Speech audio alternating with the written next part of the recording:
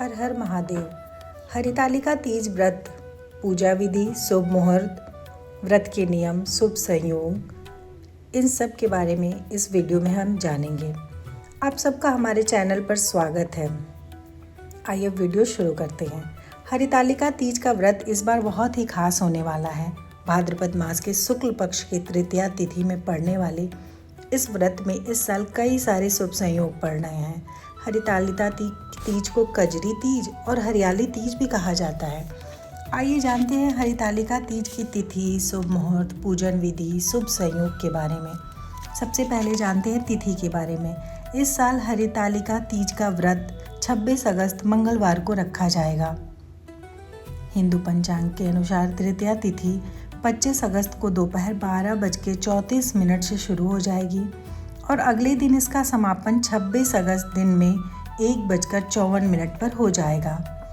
तृतीया तिथि उदय काल में होने से 26 अगस्त को पड़ने के चलते हरितालिका तीज का व्रत इसी दिन रखा जाएगा। आइए जानते हैं शुभ संयोग के बारे में।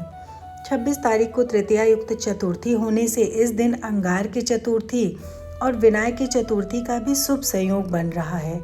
वहीं चंद्रमा कन्या राशि में मंगल के साथ धन योग भी बना रहा है। साथ ही इस दिन हस्त नक्षत्र का भी संयोग बन रहा है। ऐसे में व्रत रखने वाली विवाहिता या अविवाहित स्त्रियों के लिए यह दिन और भी खास बन गया है। इस दिन भगवान शिव और माता पार्वती के साथ गणेश जी की पूजा विशेष फलदायी है। अब देखते हैं शुभ मुहूर्त। इस वर्ष पूजा के लिए शुभ मुहूर्त का खास ध्यान रखें। तृतीया तिथि प्रारंभ हो रही है दोपहर 12:34 से और समाप्त हो रही है 26 अगस्त दोपहर 1:54 पर।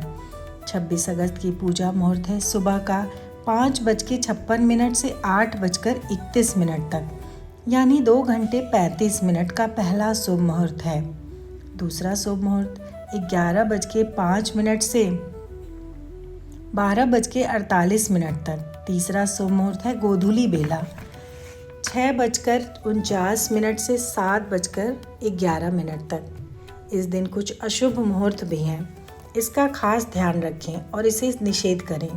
पहला है गुलीक काल 12:23 से लेकर 1:59 तक। दूसरा राहु काल 3:36 से 5:13 तक, जिसका हमें खास ध्यान रखना है। पूजा की विधि के बारे में जानते हैं।